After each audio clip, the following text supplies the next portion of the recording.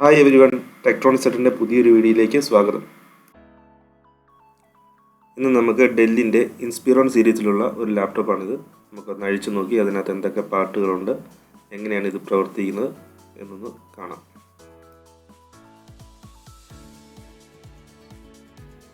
നമുക്ക് ഈ ലാപ്ടോപ്പ് ഒന്ന് അഴിച്ചു നോക്കാം.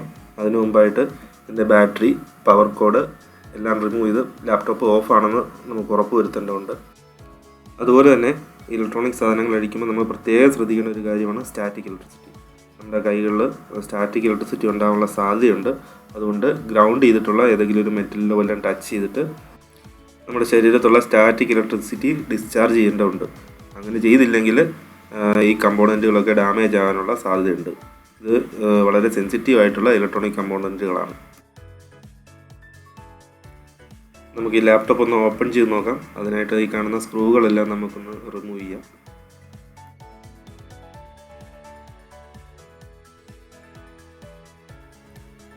ലാപ്ടോപ്പിൻ്റെ കവറുകളൊക്കെ വളരെ കട്ടി കുറഞ്ഞതും ബലമില്ലാത്തതുമായിരിക്കും. അപ്പോൾ നമ്മൾ ഇതുപോലുള്ള സ്പെഷ്യൽ ടൂൾസ് ഉപയോഗിച്ച് റിമൂവ് ചെയ്യുകയാണെങ്കിൽ അത് ഡാമേജ് ആകാതിരിക്കും. അഴിക്കുമ്പോൾ എപ്പോഴും നമ്മൾ ശ്രദ്ധിക്കണം. ഇതിൽ ചെറിയ ചെറിയ ലോക്കുകളൊക്കെ ഉണ്ട്, അതൊക്കെ പൊട്ടിപ്പോകാനുള്ള സാധ്യതയുണ്ട്. ഏതെങ്കിലും പാർട്ട് അഴിഞ്ഞു വരാൻ ബുദ്ധിമുട്ടുണ്ടെങ്കിൽ ഒരുപാട് ബലം പ്രയോഗിക്കാതെ ഏതെങ്കിലും സ്ക്രൂ അഴിക്കാൻ നമ്മൾ മറന്നു പോയിട്ടുണ്ടോ എന്നൊക്കെ ഒന്നുകൂടെ വെരിഫൈ ചെയ്യേണ്ടതാണ്. ഈ കാണുന്നതാണ് കമ്പ്യൂട്ടറിൻ്റെ ഹാർഡ് ഡിസ്ക്. ഹാർഡ് ഡിസ്കിൻ്റെ ഒരു വീഡിയോ നമ്മൾ ചെയ്തിട്ടുണ്ട് നമ്മുടെ ചാനലിൽ. ഇത് റാം, ഇത് വൈഫൈ മൊഡ്യൂള് റാമാണ്, ഇത് CMOS ബാറ്ററി. നമുക്കിതിൻ്റെ പാർട്ടുകൾ ഓരോന്നായിട്ട് റിമൂവ് ചെയ്ത് നോക്കാം. റാമൊക്കെ റിമൂവ് ചെയ്യുമ്പോഴും ഹോൾഡ് ചെയ്യുമ്പോഴും പ്രത്യേകം ശ്രദ്ധിക്കണം. സ്റ്റാറ്റിക് ഇലക്ട്രിസിറ്റി മൂലം ഇവ ഡാമേജ് ആകാനുള്ള സാധ്യത വളരെയേറെയാണ്. കമ്പ്യൂട്ടറിൻ്റെ വേഗത്തിലുള്ള പ്രവർത്തനത്തിന് വേണ്ടി ടെമ്പററി ആയിട്ട് ഡേറ്റ ഹോൾഡ് ചെയ്ത് വെക്കുക എന്നാണ് റാമിൻ്റെ മെയിൻ ഫങ്ഷൻ. റാം അഥവാ റാൻഡം ആക്സസ് മെമ്മറി ഒരു പ്രൈമറി മെമ്മറിയാണ്. അതായത് കമ്പ്യൂട്ടറിൻ്റെ CPU-ന് എത്രയും വേഗം ആക്സസ് ചെയ്യാൻ പറ്റുന്ന മെമ്മറി റാമാണ്. റാം ഒരു വോളറ്റൈൽ മെമ്മറിയാണ്. അതായത് പവർ പോയി കഴിയുമ്പോഴത്തേക്ക് റാമിലെ ഡേറ്റ നശിച്ചു.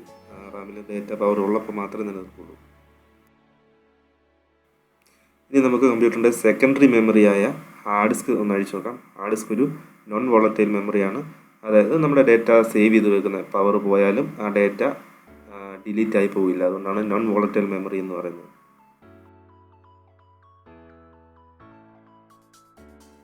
ഓരോ പാർട്ടും റിമൂവ് ചെയ്യുമ്പോഴത്തേക്ക് അതിലേക്ക് കണക്ട് ചെയ്തേക്കുന്ന റിബൺ കേബിളുകൾ വളരെ ശ്രദ്ധയോടുകൂടി വേണം നമ്മൾ ഡിസ്കണക്ട് ചെയ്യാനും. അതും അതിൻ്റെ കണക്ടറും ഡാമേജ് ആകാനുള്ള സാധ്യതയുണ്ട്.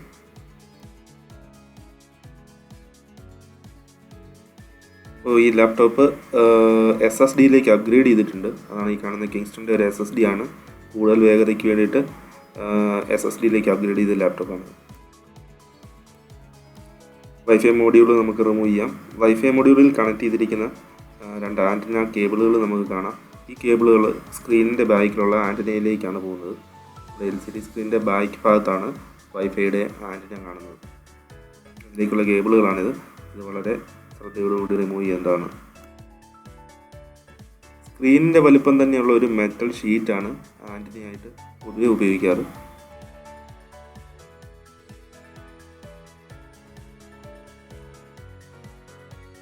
ഓരോ റിബൺ കേബിളും അവയുടെ കണക്ടറുകളും വളരെ ശ്രദ്ധയോടുകൂടി വേണം റിമൂവ് ചെയ്യാൻ.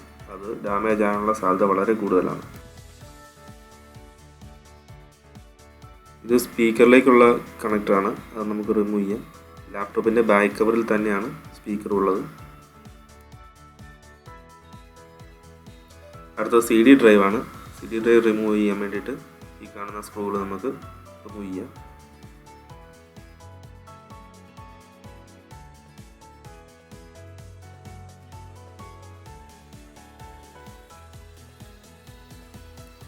ഈ ലാപ്ടോപ്പിൽ CD ഡ്രൈവ് റിമൂവ് ചെയ്തിട്ട് അവിടെ ഹാർഡ് ഡിസ്ക് കണക്ട് ചെയ്യാൻ വേണ്ടിയിട്ടും സ്റ്റോറേജ് കൂട്ടാൻ വേണ്ടിയിട്ടുള്ള ഒരു ഡിവൈസാണ് കണക്ട് ചെയ്ത് വെച്ചിരിക്കുന്നത്.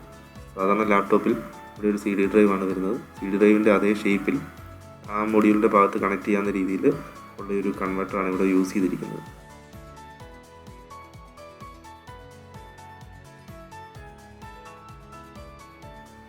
നമുക്കെന്തായാലും ബാക്കി സ്ക്രൂ ഒക്കെ ഒന്ന് റിമൂവ് ചെയ്തിട്ട് ഈ ബാക്ക് കവർ ഒന്ന് അഴിച്ചു നോക്കാം.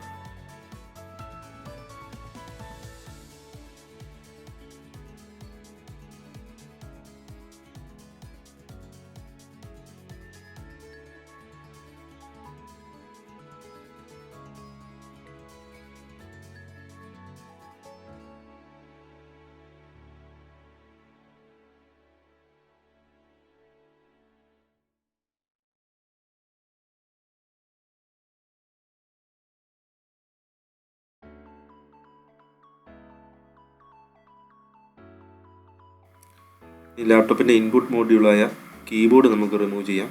കീബോർഡ് റിമൂവ് ചെയ്യുമ്പോഴത്തേക്ക് അതിൻ്റെ റിബൺ കേബിളൊക്കെ വളരെ ശ്രദ്ധയോടുകൂടി തന്നെ റിമൂവ് ചെയ്യണം. അത് ഡാമേജ് ആകാനുള്ള സാധ്യതയുണ്ട്.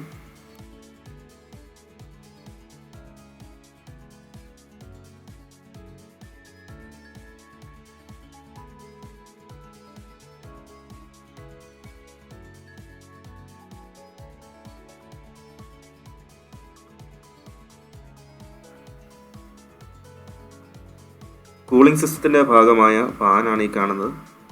കുറച്ചുകൂടെ ഓപ്പൺ ആക്കി കഴിയുമ്പോൾ നമുക്കിത് ശരിക്കും കാണാൻ സാധിക്കും. മദർ ബോർഡിലേക്കുള്ള കുറേ അധികം റിബൺ കേബിളുകൾ നമുക്കിവിടെ കാണാൻ സാധിക്കും. ഓരോന്നും വളരെ ശ്രദ്ധയോടുകൂടി റിമൂവ് ചെയ്യുക, അല്ലെങ്കിൽ നമ്മൾ കവർ ഓപ്പൺ ആക്കുമ്പോഴത്തേക്ക് ആ കണക്ടറിലൊക്കെ ഡാമേജ് ആകാനുള്ള സാധ്യതയുണ്ട്. അത് വളരെ ശ്രദ്ധയോടെ എല്ലാം തന്നെ ഡിസ്കണക്ട് ചെയ്ത് വയ്ക്കുക.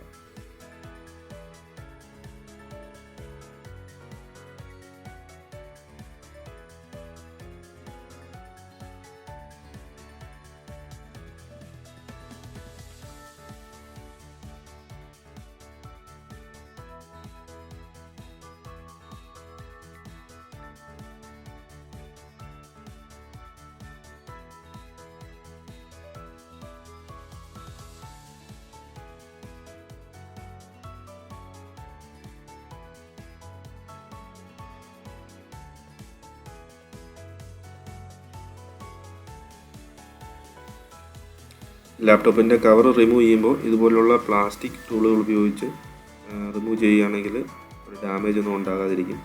ഒരുപാട് ശ്രദ്ധിക്കണം. ലോക്കുകളൊന്നും ഡാമേജ് ആവാതെ വളരെ ശ്രദ്ധയോടുകൂടി വേണം നമ്മളത് റിമൂവ് ചെയ്തെടുക്കാൻ.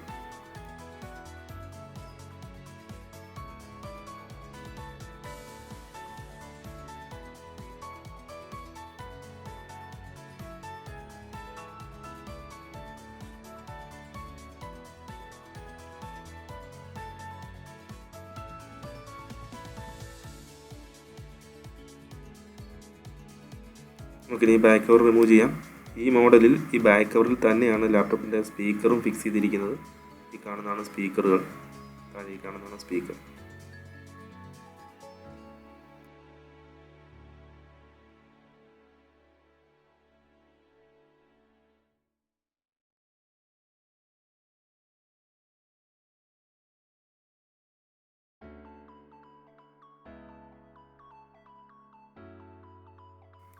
നമ്മളിപ്പോൾ ഈ ബ്ലൂ കളറിൽ കാണുന്നതാണ് കമ്പ്യൂട്ടറിൻ്റെ ബാക്ക് ബോൺ എന്നറിയപ്പെടുന്ന മദർ ബോർഡ്. മദർ ബോർഡിലാണ് എല്ലാ പെരിഫറൽസും എല്ലാ കമ്പോണൻസും കണക്ട് ചെയ്യുന്നത്. അതുകൊണ്ടാണ് കമ്പ്യൂട്ടറിൻ്റെ ബാക്ക് ബോൺ എന്ന് മദർ ബോർഡ് അറിയപ്പെടുന്നത്. ലാപ്ടോപ്പിൻ്റെ കൂളിംഗ് സിസ്റ്റമാണ് നമ്മളിപ്പോൾ കാണുന്നത്. കമ്പ്യൂട്ടറിൻ്റെ CPU യും ചിപ്സെറ്റുകളും ഈ കൂളിംഗ് സിസ്റ്റവുമായി കണക്ട് ചെയ്തിരിക്കുന്നത് നമുക്ക് കാണാൻ സാധിക്കും. ലാപ്ടോപ്പിൻ്റെ ചിപ്സെറ്റും CPU യും ഓവർ ഹീറ്റ് ആകുമ്പോഴത്തേക്ക് കൂൾ ചെയ്യിക്കാൻ വേണ്ടിയിട്ടാണ് ഈ ഫാനും ഈ മെക്കാനിസവും ഉപയോഗിക്കുന്നത്.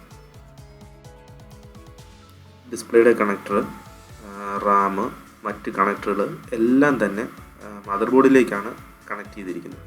മദർ ബോർഡുമായിട്ട് എല്ലാം ബന്ധിപ്പിച്ചിരിക്കുന്നത് നമുക്ക് കാണാൻ സാധിക്കും.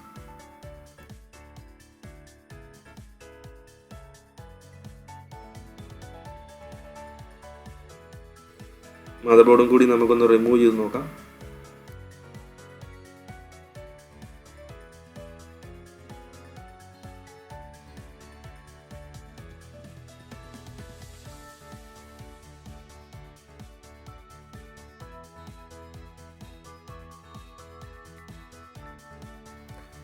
മദർ ബോർഡിൽ കമ്പ്യൂട്ടറിൻ്റെ തലച്ചോർ എന്നറിയപ്പെടുന്ന CPU അഥവാ സെൻട്രൽ പ്രോസസ്സിംഗ് യൂണിറ്റ്, പ്രോസസ്സർ എന്നറിയപ്പെടുന്ന സെൻട്രൽ പ്രോസസ്സിംഗ് യൂണിറ്റ് കണക്ട് ചെയ്ത് വെച്ചിരിക്കുന്നത്. CPU യോടൊപ്പം തന്നെ കാണുന്ന രണ്ട് ചിപ്സെറ്റുകൾ, ചിപ്സെറ്റുകളെ രണ്ടായിട്ട് തരംതിരിച്ചിരിക്കുന്നു. നോർത്ത് ബ്രിഡ്ജ്, സൗത്ത് ബ്രിഡ്ജ് എന്നിങ്ങനെ ചിപ്സെറ്റുകളെ തരംതിരിച്ചിരിക്കുന്നു. നോർത്ത് ബ്രിഡ്ജ് ഒരു ഹൈ സ്പീഡ് കമ്മ്യൂണിക്കേഷൻ ചാനലാണ്. അതായത് CPU-ന് റാമോ ഗ്രാഫിക്സ് കാർഡും ഒക്കെ ആയിട്ട് കമ്മ്യൂണിക്കേറ്റ് ചെയ്യാൻ വേണ്ടിയിട്ടുള്ള ഒരു ഹൈ സ്പീഡ് കമ്മ്യൂണിക്കേഷൻ പാത്താണ് ഈ നോർത്ത് ബ്രിഡ്ജ്. സൗത്ത് ബ്രിഡ്ജ് വഴിയാണ് വേഗത പൊതുവെ കുറഞ്ഞ hard disk, USB, audio device തുടങ്ങിയ പെരിഫറൽസൊക്കെ കണക്ട് ചെയ്യുന്നത്. ഡാറ്റ ട്രാൻസ്ഫറിന് ഒരു ബ്രിഡ്ജ് പോലെ ആക്ട് ചെയ്യുന്നതുകൊണ്ടാണ് ഇതിനെ നോർത്ത് ബ്രിഡ്ജ്, സൗത്ത് ബ്രിഡ്ജ് എന്നിങ്ങനെ പറയുന്നത്.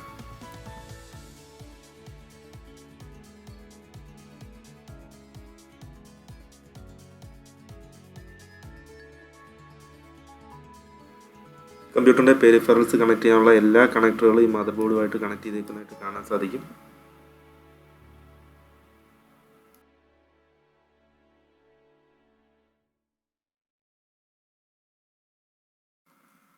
ലാപ്ടോപ്പിൻ്റെ പ്രവർത്തനവും അതിൻ്റെ കമ്പോണൻറ്റുകളും വിശദീകരിച്ചുകൊണ്ടുള്ള ഈ വീഡിയോ നിങ്ങൾക്ക് ഉപകാരപ്പെട്ടു എന്ന് കരുതുന്നു.